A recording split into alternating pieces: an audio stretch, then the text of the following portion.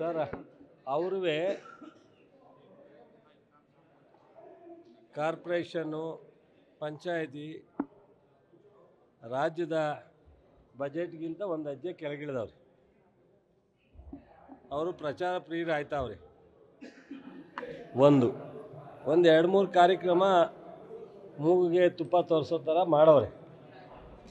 ಈ ಟ್ಯಾಕ್ಸು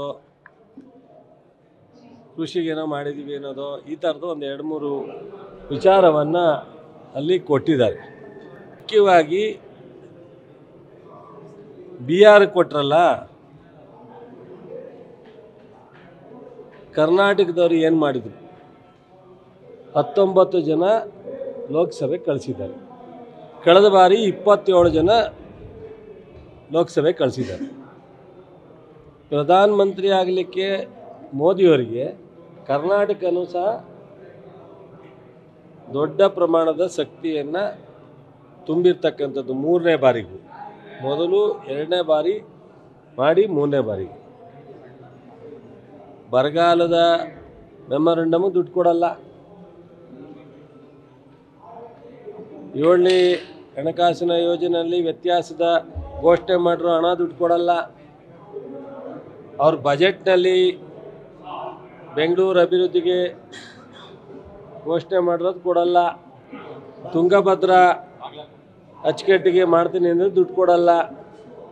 ನಾವು ಯಾವ ರೀತಿ ಬಜೆಟನ್ನು ಅಭಿನಂದಿಸ್ಬೇಕು ಹೇಳಿ? ಯಾವ ರೀತಿ ಬಜೆಟನ್ನು ನಾವು ಅಭಿನಂದಿಸ್ಬೇಕು? ನಮಗೇನಾದ್ರು ಕರ್ನಾಟಕಕ್ಕೆ ಒಂದು ವಿಶೇಷವಾದಂಥ ಸೌತಲ್ಲಿ ನಮ್ಮ ಕೊನೆಯದು.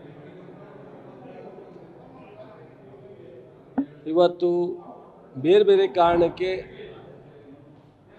ಒಂದಷ್ಟು ತಮಿಳ್ನಾಡವರು ಈಚೆಗೆ ತೊಗೊಂಡೋಗೋರೆ. ಕೇರಳದವರು ಬ್ಯಾಲೆನ್ಸ್ ಆಗಿರ್ತಾರೆ, ಅವ್ರಿಗೆ ನಮ್ಮಷ್ಟು ಸಮಸ್ಯೆ ಕಡಿಮೆ ಇರ್ಬೋದು. ಆಂಧ್ರದವರು ಸಹ ತಮಿಳ್ನಾಡು ಥರ ಉಪಯೋಗಿಸ್ಕೊಂಡಿದ್ದಾರೆ. ಕರ್ನಾಟಕದ ಜನ ಏನು ಮಾಡಿದ್ರು? ಇಲ್ಲಿ ಕಾಂಗ್ರೆಸ್ಸು ಆಡಳಿತ ಇದೆ, ಆಯಿತು. ಕಳೆದ ಬಾರಿ BJPನೇ ಇತ್ತು. ಅವಾಗಲಾರು ಮಾಡ್ತಾರೆ ಅಂದ್ಕೊಂಡಿದ್ದ ನಾವು. ಯಡಿಯೂರಪ್ಪನವರು ಬೊಮ್ಮಾಯಿಯವರು ಆಡಳಿತ ಮಾಡೋ ಸಂದರ್ಭದಲ್ಲಿ 2 ಕಡೆ ಟೂ ಟೈರ್ ಅಂತಿರು ಅಂತ. ಅವಾಗಲೂ ಮಾಡಲಿಲ್ಲ, ಇವಾಗಲೂ ಮಾಡಲ್ಲ. ಟೋಟಲಿ ಆ ಬಜೆಟನ್ನು ಒಳಗಡೆ ಹೋಗಿ ನೋಡಿದ್ರೆ ಆ ಥರದ್ದು ಈ ರಾಷ್ಟ್ರಕ್ಕೆ ಏನು ಅನುಕೂಲ ಆಗುವಂಥ ಒಂದು ಬಜೆಟ್ ಅಲ್ಲ.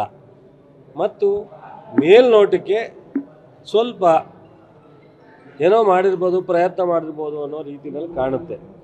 ವಿಶೇಷವಾಗಿ ನಮ್ಮ ರಾಜ್ಯಕ್ಕೆ ತುಂಬ ಅನ್ಯಾಯ.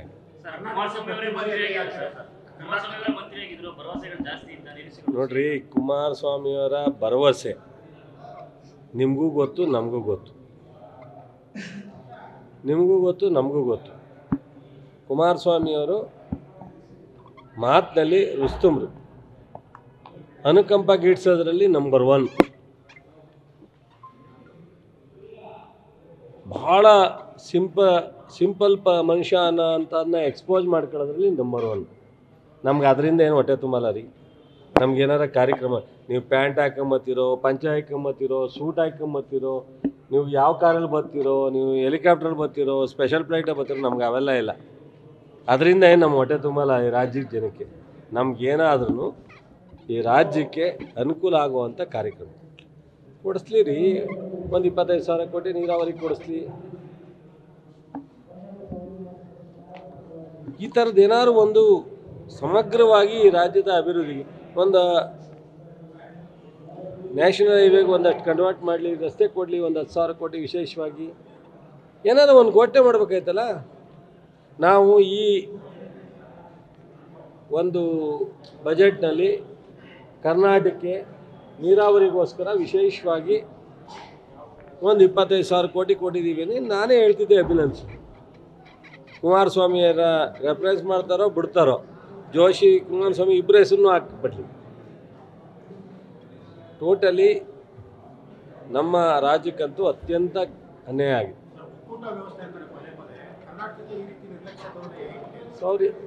ನೀವು ಇಷ್ಟೊಂದು ಚರ್ಚೆ ಮಾಡೋ ಅವಶ್ಯಕತೆಯೇ ಇಲ್ಲ. ನಮ್ಮ ರಾಜ್ಯ 100 ವರ್ಷದ ನಂತರ ಅತ್ಯಂತ ಕೆಟ್ಟ ಬರಗಾಲವನ್ನು ಕಳೆದ ಬಾರಿ ಎದುರಿಸಿದಾಗಲೇ ಅವ್ರು ದುಡ್ಡು ಕೊಡಲಿಲ್ಲ. ನಾವು ಈ ಇದರಲ್ಲಿ ಹೆಂಗೆ ಎಕ್ಸ್ಪೆಕ್ಟ್ ಮಾಡ್ತೀವಿ? ಅವರಿಗೆ ಏನಾದ್ರು ಹೇಳಿದ್ರೆ ನಾನು ಕುಮಾರಸ್ವಾಮಿ ಥರ ಮಾತಾಡ್ಬೇಕಾಯ್ತದೆ. ಮೋದಿ ಹತ್ರ ಹೋಗು,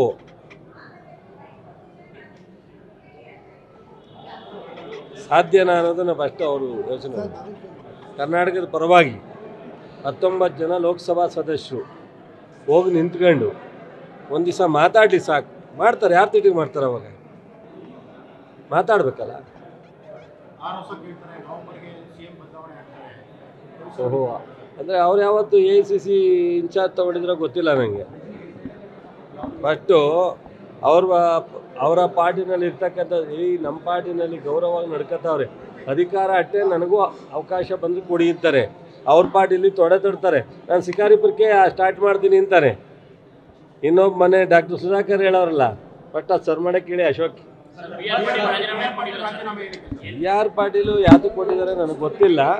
ಮುಖ್ಯಮಂತ್ರಿ ಮಾತನಾಡ್ತಾರೆ, ಪಕ್ಷ ಇದೆ, ಅವರೇನು ಎಲ್ಲೂ ಕಾರಣನ ಎಕ್ಸ್ಪ್ರೆಸ್ ಮಾಡಿಲ್ಲ.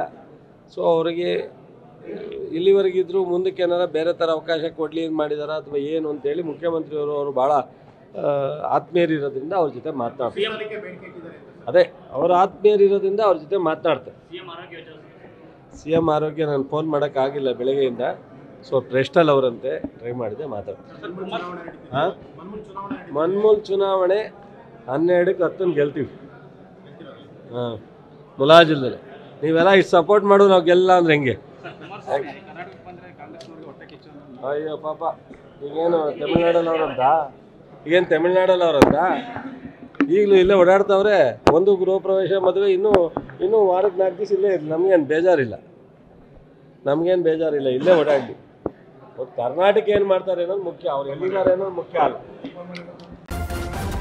ನ್ಯೂಸ್ ಫಸ್ಟ್ ನಿರ್ಭೀತಿಯಿಂದ ನಿಮ್ಮ ಪರವಾಗಿ.